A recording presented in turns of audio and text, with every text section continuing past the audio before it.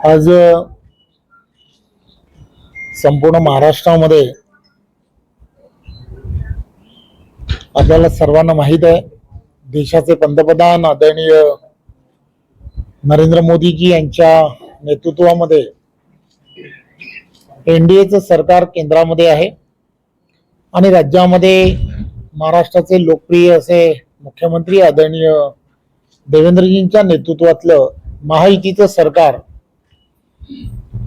हे महाराष्ट्रामध्ये अतिशय गतिमान पद्धतीने काम करताना तुम्हाला आम्हाला सर्वांना दिसत आहे। एक विचाराचं सरकार असणं किती फायदेशीर असू शकतं हे महाराष्ट्राला सातत्याने वेगवेगळ्या विषयांमध्ये लक्षात येत आहे। इन्फ्रास्ट्रक्चर मध्ये मोठ्या प्रमाणामध्ये कामाला गती देण्याचं काम हे केंद्रातलं आणि राज्यातलं सरकार एकत्र असल्यामुळे हे आपल्याला सर्वांना दिसतंय। या व्यतिरिक्त आपण सर्वजण जाणता की एक वर्ष महाराष्ट्रातील महायुतीच्या सरकारला पूर्ण झालं आहे आणि त्या निमित्तानेच आज त्या पत्रकार परिषदेचं एक भारतीय जनता पार्टीचा अध्यक्ष म्हणून, एक एनडीएतला प्रमुख पक्ष म्हणून महायुतीने या एक वर्षामध्ये महाराष्ट्रातील जनतेसाठी काय करू शकले हे सांगणं हे अत्यंत गरजेचं होतं आणि म्हणून त्या विभागांमध्ये सर्व ठिकाणी वेगवेगळ्या पद्धतीने पत्रकार परिषदा घेऊन त्या ठिकाणचे विषय हे मांडावेत आणि म्हणून आज ही पत्रकार परिषद खरं तर घेण्याचं ठरवलंय। वेगवेगळ्या क्षेत्रांमध्ये जेव्हा आपण विचार करतो त्यावेळेला आपण विचार करतो की आपल्याला माहित आहे की पूर्वी ज्या ताकदीने हे शेतकरी हा आणि शेतकऱ्याच्या जीवनामध्ये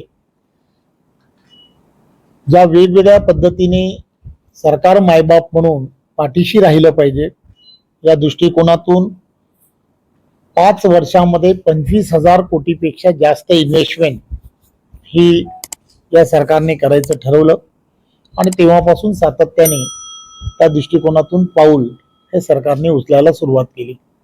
मध्यंतरीच्या काळामध्ये आपण पाहिलं असेल, अचानक पडलेला पाऊस आणि या पावसाच्या ज्या पद्धतीने कहर केला त्यामुळे शेतकऱ्यांचं झालेलं अतोनात नुकसान लक्षात घेता जवळजवळ 32,000 कोटीपेक्षा जास्त पॅकेज हे सरकारच्या माध्यमातून दिलं गेलं आणि हे पॅकेज देत असताना सुद्धा आपण पाहिलं असेल की बऱ्याच जणांच्या जमिनी ह्या खरडून गेल्या होत्या।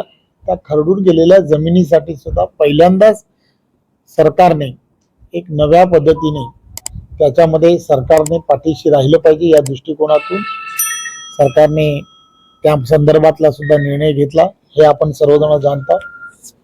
सौर या विषयामध्ये सुद्धा सरकारने अतिशय वेगळ्या पद्धतीने काम करायला सुरुवात केली। अपारंपरिक ऊर्जा निर्मितीच्या दृष्टिकोनातून आणि त्यामुळे खऱ्या अर्थाने शेतकऱ्यांना त्यांच्या असणाऱ्या वेळामध्ये त्यांना वीज उपलब्ध झाली पाहिजे या दृष्टिकोनातून काम हे सरकारने केलंय। वेगवेगळी धोरणं त्यामध्ये सरकारने केली। आपण जाणता की मत्स्य या विषयामध्ये आपण सर्वजण जाणता की त्याला सुद्धा मत्स्य व्यवसायाला कृषी दर्जा देण्याचं काम सुद्धा या सरकारच्या माध्यमातून करण्यात आलं। पशुसंवर्धनाला सुद्धा कृषी सक्षम दृष्टिकोनातून जो दर्जा दिला गेला पाहिजे होता तो देण्याचं काम हे सरकारच्या माध्यमातून केलं गेलं। हे एक प्रकारे सरकार आणि सरकारने शेतकरी याला केंद्रबिंदू समजून जे जे आवश्यक निर्णय आपल्याला हवे होते किंवा शेतकऱ्यांना आवश्यक होते ते सर्व करण्याचं काम केलं। शेतकरी सन्मान योजनेच्या माध्यमातून शेतकऱ्यांना आणि नमो सन्मान योजनेच्या माध्यमातून केंद्र आणि राज्य हे दोघंही त्याच्या पाठीशी खंबीरपणे उभे आहेत हेही वारंवार दाखवण्याचा प्रयत्न हा सरकारच्या माध्यमातून झालाय. आपल्याला माहित आहे की संवर्धन हे सर्वात मोठं काम हे देवेंद्रजींच्या नेतृत्वातल्या सरकारच्या माध्यमातून झालंय आणि त्यामुळे वेगवेगळे प्रकल्प की जे प्रकल्पांच्या बाबतीमध्ये आपल्याला माहित आहे की जे प्रकल्प बऱ्याच वर्षापासून प्रलंबित होते, सिंचनाच्या प्रकल्पामध्ये विशेष करून गुंतवणूक करण्याच्या दृष्टिकोनातून फक्त विचार हा केला जायचा, परंतु त्याला मान्यता देण्याचं काम हे सरकारच्या माध्यमातून वारंवार झालं आणि असे अनेक प्रकल्प जे प्रलंबित होते त्यांना एक वेगळ्या पद्धतीने प्रमा देऊन त्या कामांना खऱ्या अर्थाने सुरुवात केली गेलेली आहे हे आपण सर्वजण जाणता. खरं तर आपण सर्वांना मला सांगायला आनंद होतो की आदरणीय देवेंद्रजींच्या नेतृत्वामध्ये जवळजवळ जलयुक्त शिवार 2 या कामांना जी सुरुवात झाली, या जवळजवळ वर्षभरामध्ये 37,000पेक्षा जास्त कामं ही पूर्णत्वाकडे गेलीत. त्याचबरोबर प्रधानमंत्री कृषी सिंचन योजनेचे 28 प्रकल्प हे त्यामध्ये मोठ्या प्रमाणामध्ये त्यालाही त्यामध्ये या सरकारचं या 1 वर्षामधलं असणारं योगदान आहे. ते शेवटी या सगळ्या गोष्टीमध्ये एक मोठं पाऊल महाराष्ट्रामध्ये टाकण्याचा प्रयत्न केला गेला आहे. नवी जोड प्रकल्प या संदर्भात बरेच वर्ष चर्चा सुरू होती, परंतु नदी जोड प्रकल्प खऱ्या अर्थाने जर सुरू करायचे असतील तर त्यासाठी मराठवाडा ग्रीड असेल किंवा या पद्धतीने कशा पद्धतीने त्यामध्ये पुढे जाता येऊ शकतं त्याची खऱ्या अर्थाने सुरुवात जर कोणी केली असेल तर ते आदरणीय महाराष्ट्र राज्याचे लोकप्रिय असे मुख्यमंत्री देवेंद्रजी यांच्या नेतृत्वामध्ये महायुतीच्या सरकारने केलं आहे असं मला सांगायला आनंद होतो. पायाभूत सुविधा या अधिक सक्षम झाल्या पाहिजेत, वाहतुकीच्या कोंडी या शहरांमधल्या संपल्या पाहिजेत. या दृष्टिकोनातून सुद्धा काम हे सरकारच्या माध्यमातून मोठ्या प्रमाणामध्ये सुरू झालंय. आपण सर्वजण जाणता की समृद्धी महामार्गाच्या माध्यमातून एक नवा असा मार्ग जो तयार झाला तो खऱ्या अर्थाने महाराष्ट्र सरकारला समृद्धीच्या दिशेने घेऊन जाणारा साबित झालाय. त्यामुळे असे काही मोठे प्रकल्प हे सर्व ठिकाणी सुरू झाले पाहिजेत या दृष्टिकोनापासून म्हणून शक्तीपीठ निर्माणाच्या संदर्भात सुद्धा महाराष्ट्र शासनाने निर्णय घेतलाय आणि त्या दृष्टिकोनातून सुद्धा लोकांनी नियोजन हे सरकारच्या माध्यमातून होत आहे. वाढवान पोर्ट जे आहे, वाढवान पोर्ट याला मंजुरी दिली गेल्यामुळे आपण सर्वजण जाणता की वाढवान पोर्ट हे आशियामधलं असणारं सर्वात मोठं असं पोर्ट आहे. देशाचे पंतप्रधान नरेंद्र मोदीजी यांच्या नेतृत्वामध्ये या पोर्टच्या निर्मितीमध्ये फक्त ते पोर्टच निर्माण होणार नाही तर पालघर जिल्ह्याला एक वेगळ्या पद्धतीने आणि संपूर्ण देशाच्या असणाऱ्या जी आर्थिक जी आपण सुबत्ता ज्याला म्हणतो सुबत्ता आणण्यामध्ये त्याचं सर्वात मोठं योगदान हे यामध्ये होणार आहे. 10 लाखापेक्षा जास्त रोजगाराची निर्मिती ह्या वाढवान बंदर आणि त्याच्या असणाऱ्या आजूबाजूच्या जे परिसर आहे त्या परिसरामध्ये होणार आहे. त्यामुळे त्या ठिकाणी एक चांगलं जे एअरपोर्ट व्हावं या दृष्टिकोनातला सुद्धा प्रयत्न हा त्याच भागामध्ये आदरणीय देशाचे पंतप्रधान नरेंद्र मोदीजी आणि देवेंद्रजींच्या नेतृत्वात होणार आहे. त्यामुळे तो संपूर्ण भाग जो आहे जसा आपण म्हणतो की एक वेगळ्या पद्धतीने मुंबईला जोडणारा भाग असल्यामुळे मुंबईला आणि आजूबाजूच्या असणाऱ्या परिसराला एक फार मोठी ताकद येणार आहे. त्याच भागातून कॉरिडॉर्स मोठ्या प्रमाणात जात आहेत, बडोदा हायवे जे आहे ते त्याच भागातून जात आहे. त्यामुळे एक वेगळ्या पद्धतीने तिथली असणारी परिस्थिती जी आहे तिथला असणारा जनजाती समाज जो आहे त्या जनजाती समाजाला एक रोजगाराच्या फार मोठ्या संधी हा त्यामुळे उपलब्ध होणार आहे. जवळजवळ 238 मुंबई आणि मुंबई उपनगरामध्ये आपल्याला माहित आहे की रेल्वे जी आहे ती अत्यंत महत्वाची अशी भूमिका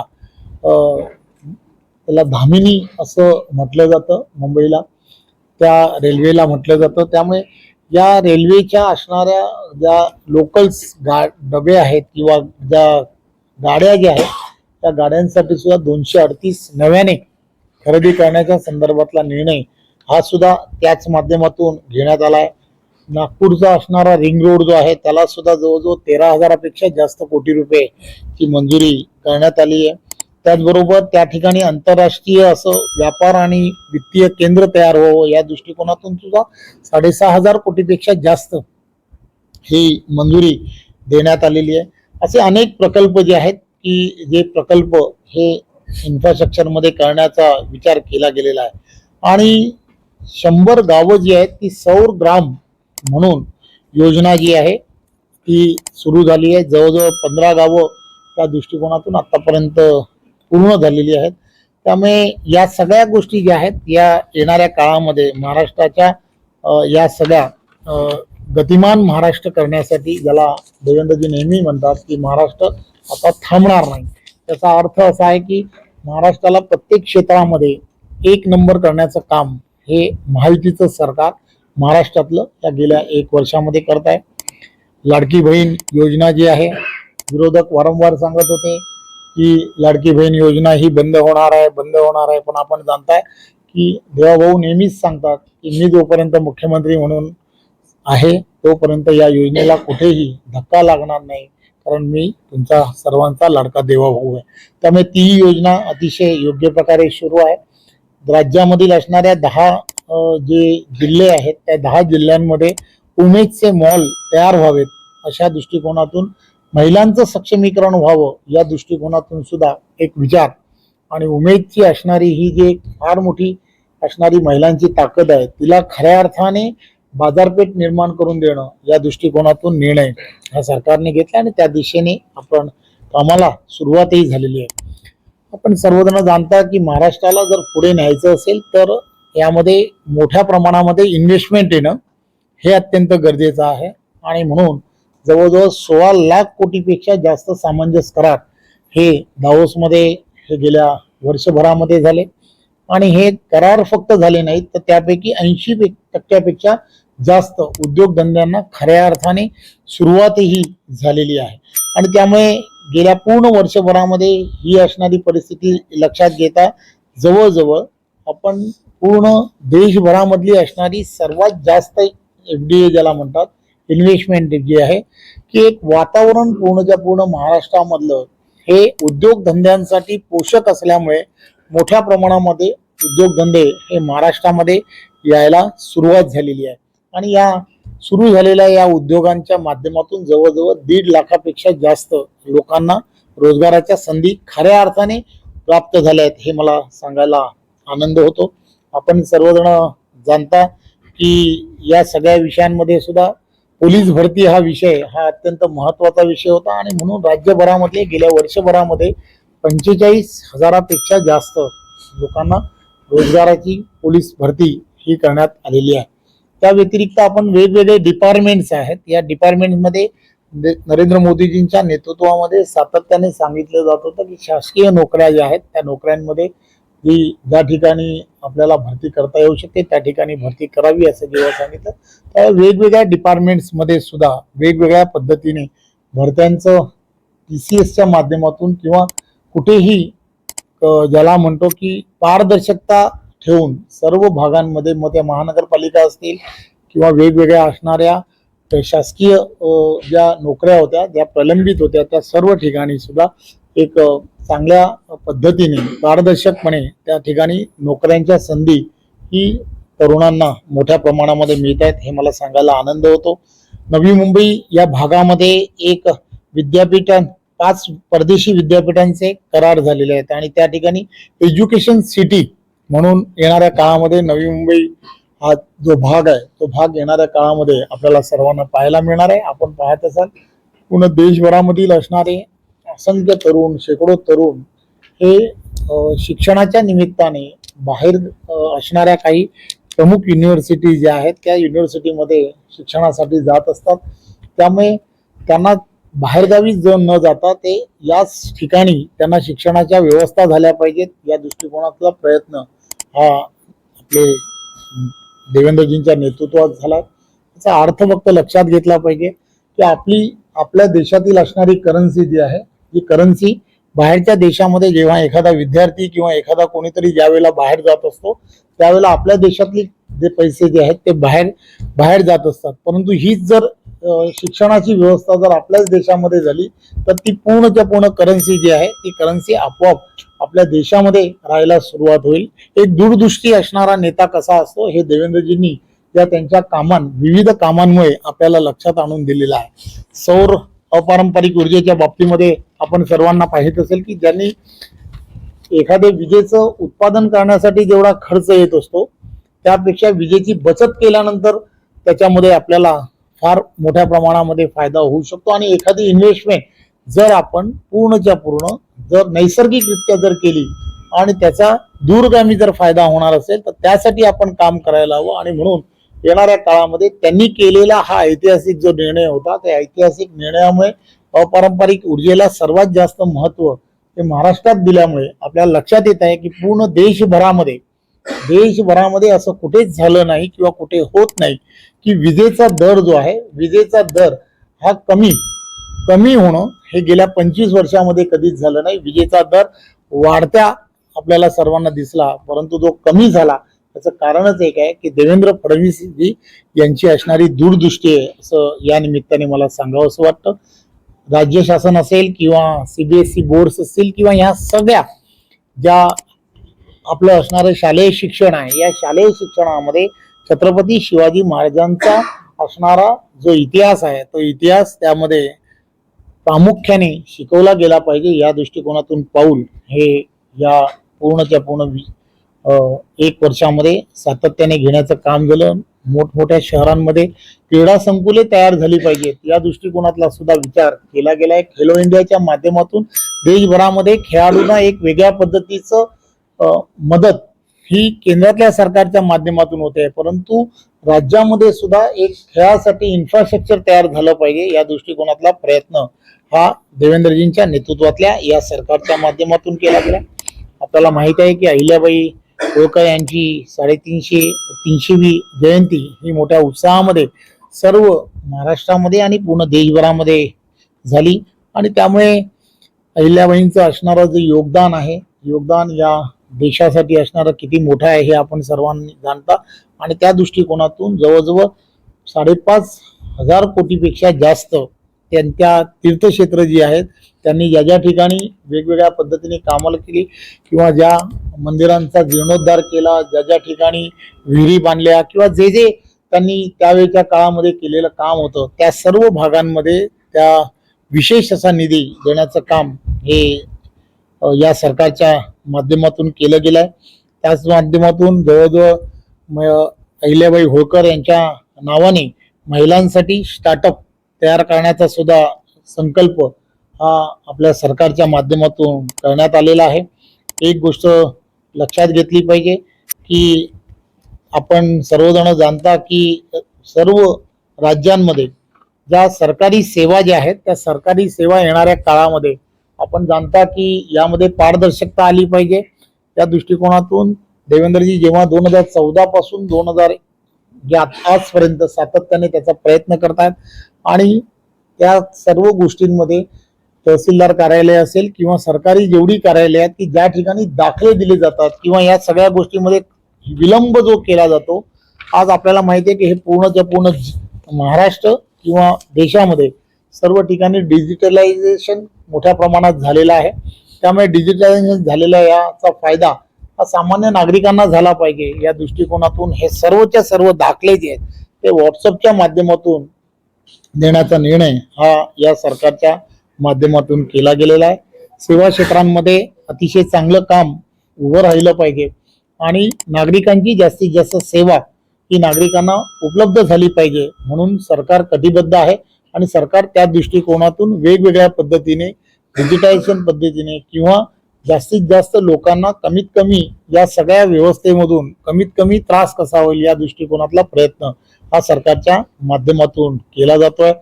अनुकंपाच्या माध्यमातून जो अनुशेष गेल्या काही वर्षभरामध्ये होता जवळजवळ 5,500 पेक्षा जास्त लोकांना शासकीय नोकऱ्यांमध्ये त्यामध्ये प्राधान्य देण्याचं काम हे सरकारच्या माध्यमातून झालंय.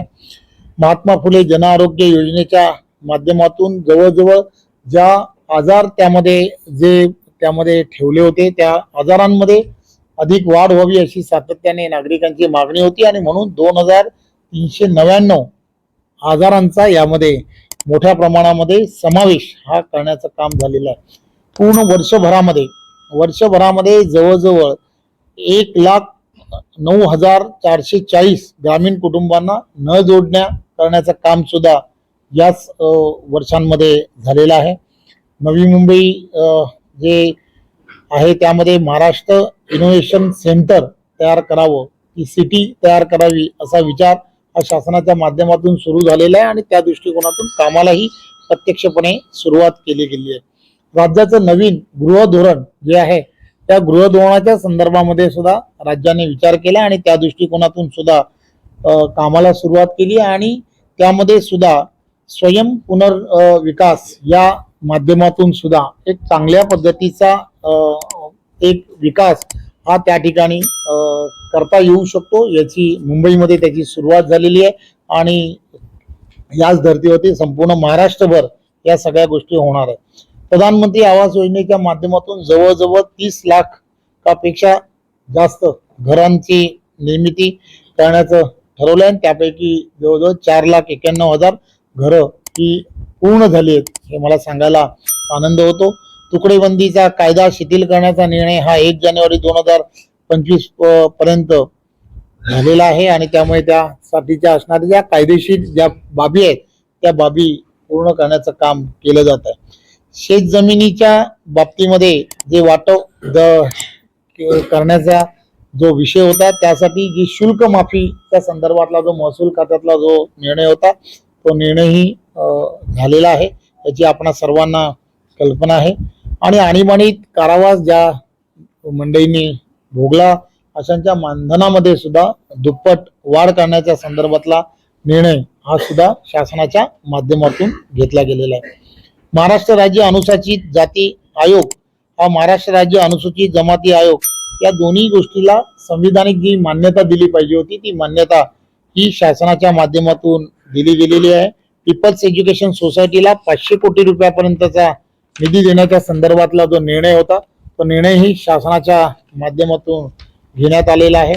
महात्मा फुले मागास विकास महामंडळ, संत रोहिदास चर्मकार उद्योग, चर्मकार विकास महामंडळ, साहित्यरत्न लोकशाही अण्णा भाऊ साठे विकास महामंडळ या सर्व बाबतीमध्ये ज्या कर्जाच्या संदर्भात या भागांमध्ये लाभार्थ्यांना जे कर्जाच्या संदर्भातल्या काही प्रकरणं होती त्यांना शिथिलता देण्याच्या संदर्भात बऱ्याच दिवसापासूनच्या मागण्या होत्या त्या संदर्भात शिथिलता देण्याचं काम सुद्धा बऱ्याच अंशी हे करण्यात आलेलं आहे.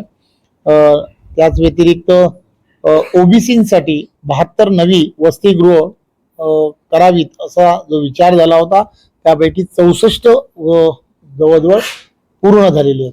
मागासवर्गीय वित्त व विकास महामंडळ वसंतराव नाईक महामंडळाची कर्ज मर्यादा 10 लाखावरून 15 लाख रुपये करण्याचं ठरवलं होतं ते पूर्ण झालेलं आहे. नमो आदिवासी स्मार्ट शाळांमार्फत 73 आश्रमशाळांना विज्ञान केंद्र म्हणून घोषित केलेलं आहे. आदिवासी जनजाती समाज मोठ्या प्रमाणात आहे त्यांना PhD मास्टर डिप्लोमा थेट परदेशात जाण्यासाठी 12 विद्यार्थ्यांची नव्याने आपण निवडही याच माध्यमातून झालेली आहे. परशुराम आर्थिक विकास महामंडळ, वीर शिरोमणी महाराणा प्रताप आर्थिक विकास महामंडळ, श्री वासवी कन्यका आर्थिक विकास महामंडळ या योजनांना सुद्धा मंजुरी देण्याचं काम झालेलं आहे. त्याचबरोबर नोंदणीकृत बांधकाम कामगारांना सुद्धा 60 नंतर सुद्धा निवृत्ती वेतन देण्याच्या संदर्भातला निर्णय आणि संजय गांधी निराधार आणि श्रावणबाई योजनेतील दिव्यांग लाभार्थी यांना अर्थसहाय्य म्हणून 1,000 रुपयाची वाढ अशा अनेक योजना ज्या आहेत त्या योजनांच्या माध्यमातून या सरकारने या नरेंद्र मोदीजींच्या नेतृत्वामध्ये आणि महाराष्ट्राचे लोकप्रिय असे मुख्यमंत्री देवेंद्रजी यांच्या नेतृत्वामध्ये ते महायुतीचं सरकार हे अतिशय गतिमान पद्धतीने आणि अतिशय पारदर्शकपणे काम करत आहे. या सगळ्या गोष्टीला 1 वर्ष आपल्या सर्वांच्या सहकार्यामुळे हे पूर्ण झालेलं आहे. महाराष्ट्राला येणाऱ्या 2029 पर्यंत आपल्याला अधिक गतिमान करणं हे अत्यंत गरजेचं आहे. आणि त्यामुळे त्यांनी जे योजलं आहे की महाराष्ट्राला प्रत्येक क्षेत्रामध्ये आपल्याला एक नंबर करायचा आहे आणि त्यासाठी ते सातत्याने दिवसाचा रात्र करतायत. 24 तासांपैकी 18 तास जवळजवळ ते महाराष्ट्रातील जनतेसाठी देण्याचा सातत्याने प्रयत्न करतायत. माझी आपणा सर्वांना विनंती आहे की या 1 वर्ष त्यांच्या या कारकीर्द पूर्ण महायुतीच्या या कार्यकाळाला पूर्ण झालेला आहे. त्यामुळे आज या पत्रकार परिषदेच्या माध्यमातून जो संक्षिप्त मध्ये जो विषय आपल्या समोर मांडायचा होता तो मांडण्याचा एक प्रयत्न केलाय. त्याबद्दल आपण सर्वांनी शांतपणे हा विषय ऐकून घेतला त्याबद्दल मी आपण सर्वांचं मनपूर्वक धन्यवाद देतो. आणि आपल्याला माहिती आहे की आता पूर्ण महाराष्ट्रामध्ये सर्व ठिकाणी स्थानिक स्वराज्य संस्थांच्या निवडणुका या अतिशय जोमामध्ये सर्व ठिकाणी सुरू होत्या आणि त्यापैकी काही निवडणुका या पूर्ण झाल्यात, परंतु काही नगरपालिकेच्या निवडणुका अजूनही काही तांत्रिक कारणामुळे प्रलंबित आहेत. 20 तारखेला त्या निवडणुका होणार आहेत. परंतु या सगळ्या गडबडीमध्ये निवडणूक असते, निवडणुकीच्या प्रचारामध्ये अनेक आरोप प्रत्यारोप अशा सगळ्या गोष्टी होत असतात आणि तशा होणं हे स्वाभाविकही असतं. परंतु एक गोष्ट फार महत्वाची आहे की या संदर्भात भारतीय जनता पार्टी, शिवसेना आणि राष्ट्रवादी आम्ही सर्वजण महायुतीमध्ये एकत्रपणे सत्तेमध्ये गेली 1 वर्ष अतिशय चांगल्या पद्धतीने काम करतोय आणि त्यामुळे या सगळ्या गोष्टी महाराष्ट्रातील जनतेसाठी फार हितावह आहेत. हे मी आत्ताच सांगितलेल्या विषयामुळे आपल्याला लक्षात येतं. त्यामुळे येणाऱ्या काळामध्ये राज्यामधलं आणि केंद्रातलं सरकार अतिशय सुरळीतपणे 2029 पर्यंत चाललं पाहिजे ही धारणा पूर्ण महाराष्ट्रातील जनतेची आहे आणि हीच धारणा भारतीय जनता पार्टीची सुद्धा आहे. आणि भारतीय जनता पार्टीचा प्रदेश अध्यक्ष म्हणून आणि पूर्ण पार्टीचे असणारे आमचे सर्व नेते मंडळी याच दिशेने आहेत. परंतु एक गोष्ट लक्षात घेतली पाहिजे की काही दिवसा अगोदर काही घटनाक्रम असेच होत राहिले की त्या घटनाक्रमांमुळे काही ना काहीतरी विषय पुढे जात राहिले. कालच या संदर्भामध्ये 2 दिवसा अगोदर आदरणीय एकनाथराव शिंदेजी उपमुख्यमंत्री आमचे महायुतीतले नेते आहेत त्यांच्याशी चर्चा झाली आणि त्यांनी या संदर्भामध्ये विषय जे आहेत ते विषय आपण अधिक वाढवू नयेत असं ज्यावेळेला सांगितलं त्यावेळेला मी त्यांना म्हटलं की आपण काय करावं ते लवकरच आम्ही सर्वजण देवेंद्रजी मी आणि ते आम्ही सर्वजण बसणार आहोत. त्यामुळे त्यांनी असं मला सांगितलं की जे घडलंय त्यापैकी काही गोष्टींवरती आपण पडदा टाकला पाहिजे. त्यामुळे कल्याण डोंबिवली आणि हा सगळा जो भाग आहे जरा एकदम अतिशय संवेदनशील आहे. त्यामुळे त्या संवेदनशील भागामध्ये काही प्रवेश हे शिवसेनेकडून काही प्रवेश घेण्यात आले. त्यामुळे मग त्या दृष्टिकोनातून भारतीय जनता पार्टीने सुद्धा काही प्रवेश त्या संदर्भात घेतले. त्यामुळे त्या घेतलेल्या प्रवेशांच्या संदर्भात काही चर्चा येणाऱ्या काळात करणं हे अपेक्षित आहे. त्यामुळे त्यामध्ये एक युवा नेतृत्व आहे अभिजित खरवळ म्हणून, त्याचा प्रवेश घेतल्यानंतर थोडंसं अधिक त्यामध्ये तीव्रता जाणवली. त्यामुळे असे काही प्रवेश उल्हासनगर मधले असणारे काही प्रवेश, कल्याण डोंबिवली मधले असणारे शिवसेनेमधले काही प्रवेश, आमचे भारतीय जनता पार्टी मधले असणारे प्रवेश, या सर्व गोष्टींबद्दल थोडीशे आक्षेप सर्व बाजूने दोन्ही बाजूने दिसत आहेत. त्यामुळे त्या संदर्भात वरिष्ठ मंडळी सगळेजण बसतील असं आम्ही सर्वांनी ठरवलंय. त्यामुळे या सगळ्या गोष्टीची चर्चा 100% होईल आणि तूर्तता या सगळ्या गोष्टीवरती पडदा पडला पाहिजे. यानंतरच्या काळात महाराष्ट्रातील असणाऱ्या सगळ्या भारतीय जनता पार्टी शिवसेनेतील सर्व कार्यकर्त्यांनी आणि पदाधिकाऱ्यांनी आपापसामधले असणारे कोणालाही घेऊ नये अशा पद्धतीचा हा निर्णय आम्ही आता सध्या शिंदेसाहेब असतील, देवेंद्रजी असतील आणि आम्ही भारतीय जनता पार्टीचे आणि आम्ही सगळेजण राजकारणामध्ये असणारे बरेच वर्षाचे एकत्र काम करणारे कार्यकर्ते, महायुतीमध्ये काम करणारे कार्यकर्ते आहोत. त्यामुळे आम्ही सर्वांनी मिळून असा निर्णय घेतलाय. त्यामुळे लवकरच अधिवेशन काळामध्ये कधीतरी एक दिवस जे प्रवासामध्ये किंवा कसं ना काहीतरी बसून या सगळ्या गोष्टीची चर्चा होईल. परंतु महाराष्ट्राला येणाऱ्या काळामध्ये गतिमान करण्यासाठी देवेंद्रजींच्या नेतृत्वामध्ये एक चांगल्या पद्धतीने महाराष्ट्रातील जनतेला जे आवश्यक आहे ते करण्याचा निर्णय हा आम्ही सर्वांनी घेतलेला आहे. धन्यवाद. पैशाची लाडकी बहीणमुळे पैशावर मोठा आर्थिक हे झालाय, कर्ज घेण्याचे पाय हे शस्त्र प्रकल्प मोठ्या प्रमाणात राबवले गेले, कसं नियोजन होणार आहे? एक गोष्ट लक्षात काय घेतली पाहिजे, मी जसं म्हटलं तुम्हाला की देशाचे पंतप्रधान नरेंद्र मोदीजी यांच्या नेतृत्वामध्ये आणि महाराष्ट्रामध्ये आदरणीय देवेंद्रजींच्या नेतृत्वातलं महायुतीचं सरकार आहे. केंद्रातलं सरकार ठामपणे पूर्णच्या पूर्ण ताकदीने ज्यावेळेला महाराष्ट्रातील सरकारच्या पाठीशी उभं राहत आहे, त्याचा अर्थ काय, याचा अर्थ एकदम साफ आहे की केंद्रातलं सरकार महाराष्ट्रातल्या सरकार बरोबर आहे. त्यामुळे पूर्णच्या पूर्ण ताकदीने महाराष्ट्रातील असणारे सर्व प्रकल्प, सर्व योजना या चालू राहतील आणि महाराष्ट्रातील जनतेची सेवा करण्याची संधी आपण माहितीच्या सर्व देवेंद्रजींच्या नेतृत्वातल्या सरकारला दिली आहे. त्यामुळे देवेंद्रजींच्या नेतृत्वात दूरदृष्टी असणारं नेतृत्व आहे. त्यांना पुढे काय होणार आहे आणि महाराष्ट्राला काय आवश्यकता आहे याची कल्पना आहे. त्यामुळे ते महाराष्ट्राला त्या दिशेने घेऊन जाते.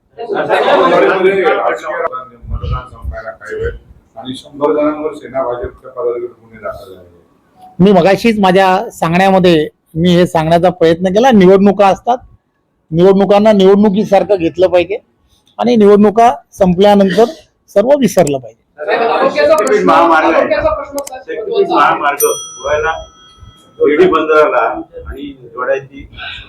या संदर्भामध्ये तो प्रकल्प जो आहे तो प्रकल्प आणि या संदर्भात देवेंद्रजी अतिशय चांगल्या पद्धतीने त्याचा सर्वांचा विचार करतायत आणि महाराष्ट्राला शक्तीपीठ हा किती आवश्यक आहे याची आपणा सर्वांना कल्पना आहे. त्यामुळे ज्या ज्या ठिकाणी आवश्यकता आहे प्रकल्प ज्यावेळेला असे केले जातात त्यावेळेला त्याचा सर्व बाजूने विचार केला जातो. उद्योगधंद्यांना त्याचा कसा फायदा होणार आहे, तिथल्या नागरिकांना त्याचा कसा लाभ होणार आहे, त्यामुळे सर्व बाजूने त्याचा विचार करून तो मार्ग हा महाराष्ट्राला आणि महाराष्ट्रातील असणाऱ्या आणि विशेष करून विदर्भापासून कोकणापर्यंतच्या असणाऱ्या प्रत्येकाला समृद्धीला कसा घेऊन जाईल याचा त्याच्यामध्ये विचार केला जातो. धन्यवाद.